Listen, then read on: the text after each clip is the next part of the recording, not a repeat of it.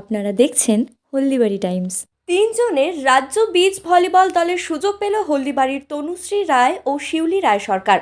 68তম national school games অনূর্ধ্ব 17 বালিকা বিভাগের প্রতিযোগিতাটি আগামী 17 ডিসেম্বর থেকে 20 ডিসেম্বর অনুষ্ঠিত হতে চলেছে উড়িষ্যার পুরীতে।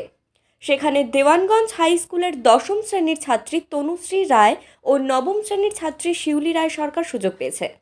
বিচ ভলিবলের রাজ্য দলে হলদিবাড়ি ব্লকের তিস্তাপাড় এলাকার 2 মেয়ে তথা দেওয়ানগঞ্জ হাই স্কুলের ছাত্রী হওয়ায় দেওয়ানগঞ্জ হাই স্কুল সহ হলদিবাড়ির ক্রীড়া মহলে আনন্দের পরিবেশ।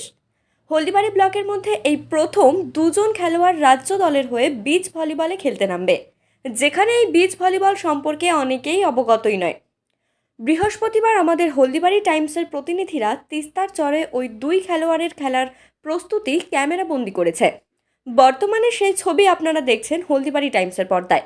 আমাদের হলদিবাড়ি টাইমসের পক্ষ থেকে তাদের জন্য রইল অনেক অনেক শুভেচ্ছা।